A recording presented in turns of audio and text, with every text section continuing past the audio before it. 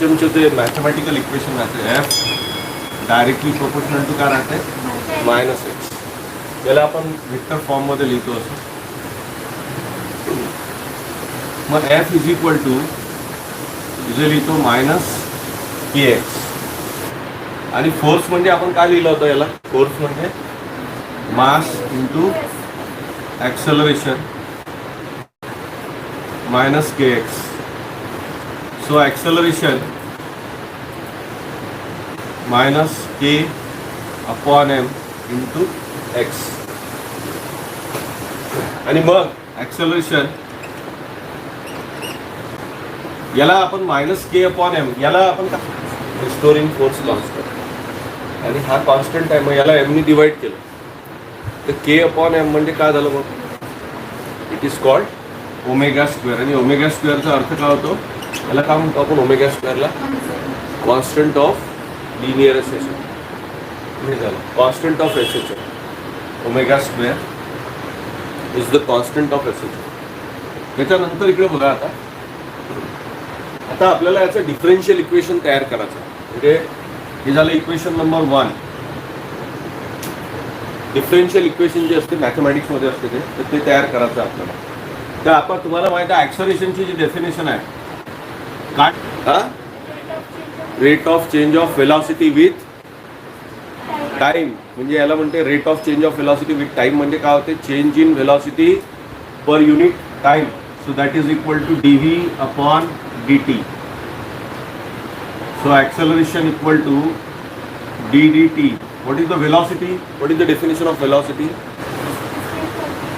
Rate of change of displacement with respect to time. काय समजणार आहे तुम्हाला फिजिक्सच्या मध्ये, याच्या अजून काय शिकवणं, याच्यापेक्षा काय एवढं जर बेसिक स्टेप्स तुम्हाला जर नाही आहेत काही अर्थच नाही आहे. तर का कशाला शिकता फिजिक्स. हे जे राहते ॲक्सेलरेशन, आता हे इक्वेशन आणि हे इक्वेशन यांना दोघांना इक्वेट करायचं. This is the acceleration, this is also acceleration. याला डबल डेरिव्हेटिव्ह म्हणते. हे जे आहे ना डी 2 वेळा आलं म्हणून डी स्क्वेअर लिहिलं याला, आणि dt square, D square upon dt square, याला डबल डेरिव्हेटिव्ह ऑफ डिस्प्लेसमेंट. आता इक्वेशन 2 आणि इक्वेशन 1 दोन्हीच्या लेफ्ट हँड साईड इक्वल आहे, राईट हँड साईड इक्वल आहे. d2x upon dt square equal to minus omega square x.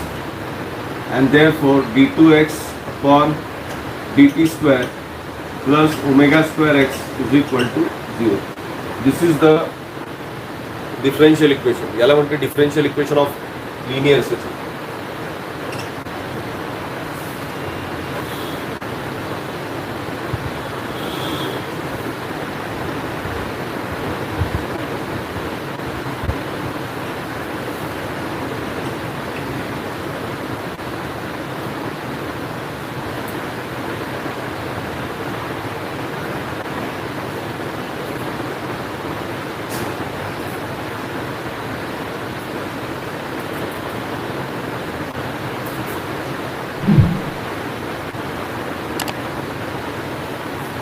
So basic terms in linear equation.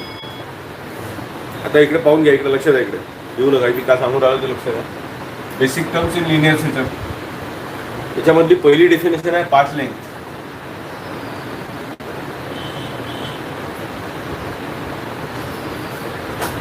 Capital L नी दाखवते. Path length म्हणजे काय होते, हे जे पाथ आहे याला म्हणते पार्टिकल. हे कोणती पोझिशन राहते, किंवा दुसरं नाव काय याचं,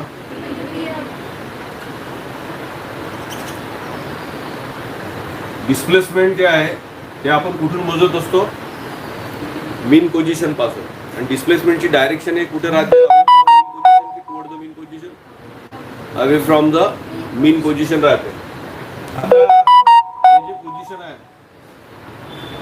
या दोन पोझिशन, याला म्हणते पॉझिटिव्ह एक्स्ट्रीम पोझिशन आणि याला म्हणते निगेटिव्ह एक्स्ट्रीम पोझिशन. हे पॉझिटिव्ह एक्स्ट्रीम पोझिशन हे जे आहे हे निगेटिव्ह एक्स्ट्रीम पोझिशन आहे. पॉझिटिव्ह आणि निगेटिव्ह अशा दोन एक्स्ट्रीम पोझिशन. आणि याच्यामधली हे जे लेंथ आहे इथून इथपर्यंत,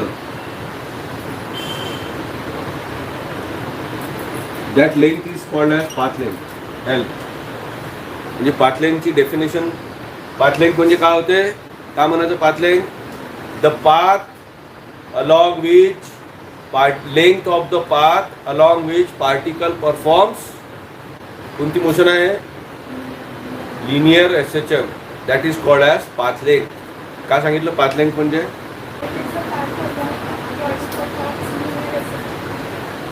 काय सांगितलं? Length of the path along which particle performs SHM, म्हणजे याच्यावर ज्याच्यावर एसएचएम परफॉर्म करते त्याची length. That is called path length. L नी दाखवते याला. त्याच्यानंतर नेक्स्ट डेफिनेशन आहे नंबर 2 ची जी डेफिनेशन आहे ते आहे डिस्प्लेसमेंट.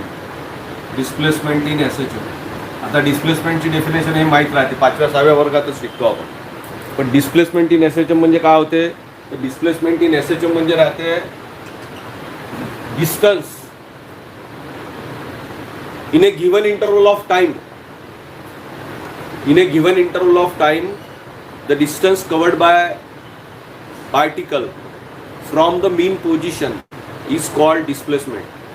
म्हणजे काय म्हणलं मी? In a given interval of time, म्हणजे टाइमचा इंटरवल घेतला आपण एक, त्या इंटरवलमध्ये पार्टिकल मीन पोझिशन पासून जितक्या दूर असेल त्याला म्हणायचं डिस्प्लेसमेंट. जसं आता मी या ठिकाणी दाखवलं की पार्टिकल समजा इथून आहे, इथून स्टार्ट झाला, इथं होता t=0 वर आणि t=1 सेकंदवर तो इथे आला, तर डिस्प्लेसमेंट झालं एवढं. आणि डिस्प्लेसमेंटची डायरेक्शन जे राहते away from the mean position राहते, एवढं डिस्प्लेसमेंट झालं. समजा आता पार्टिकल इनिशियली या ठिकाणी आहे,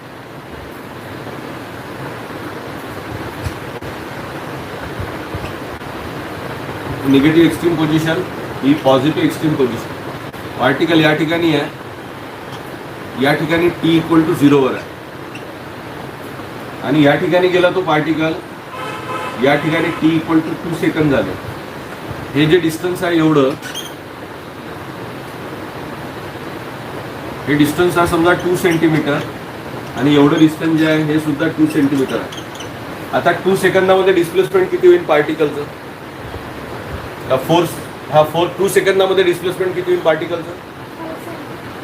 4 सेंटीमीटर, म्हणजे इनिशियल पोझिशन टू फाइनल. पण मी काय सांगितलं तुम्हाला कि डिस्प्लेसमेंट जो है, डिस्प्लेसमेंट जो एसएचएम में मेजर करना है, that is measured from which position? Position. मतलब डिस्प्लेसमेंट जो है मेजर करेंगे यहीं से. पार्टिकल चाहे यहाँ से शुरुआत कर रहा है पर डिस्प्लेसमेंट को मेजर करना है यहाँ से, तो डिस्प्लेसमेंट कितना होगा? Only 2 centimetre. डिस्प्लेसमेंट यहाँ से मेजर नहीं करेंगे. तो what is the definition of displacement? In a given interval of time. कितना टाइम हुआ यहाँ से यहाँ तक जाते वक्त? 2 सेकंड का. 2 सेकंड का इंटरवल हुआ है, पर पार्टिकल ने डिस्प्लेसमेंट कितना कवर किया है? 2 सेंटीमीटर, नॉट 4 सेंटीमीटर, क्योंकि displacement is always measured from the mean position. So how will you define the displacement? The distance in a given interval of time, the distance covered by particle from the mean position is called as displacement. What is the displacement of the particle in 2 seconds? At t=2 seconds, what is the displacement? 4 centimeter, because displacement is always measured from what? कहाँ से measure KIA जाएगा? mean position. तो displacement आएगा 4 centimeter. Displacement आएगा 4 centimeter. तो देखो, ये देखो, यहाँ पे डिस्प्लेसमेंट मेजर किया, ये एक डिस्प्लेसमेंट आएगा. यहाँ पे मेजर किया, ये आ गया. यहाँ पे मेजर किया, ये आ गया. और यहाँ पे मेजर किया, ये आ गया. एक बात देखो, सबसे एम्पलीट्यूड जो है, एम्पलीट्यूड का यूनिट क्या होगा? What should be the unit of amplitude? हाँ, मीटर और सेंटीमीटर. क्यों? क्योंकि एम्पलीट्यूड जो है, एम्पलीट्यूड आफ्टर ऑल क्या है? वो amplitude is after all displacement. और डिस्प्लेसमेंट जो है, तो डिस्प्लेसमेंट का यूनिट रहता है मीटर एसआई सिस्टम में, और सीजीएस सिस्टम में क्या रहता है? Centimetre. So that's why amplitude is the displacement. Amplitude is after all displacement. Maximum displacement measured from mean position. Maximum displacement of the particle from mean position, ऐसा भी बोला तो चलेगा. Maximum displacement of the particle from the mean position is called amplitude. हो गया? Twice. तो path length is equal to twice amplitude. Path length equal to twice the amplitude.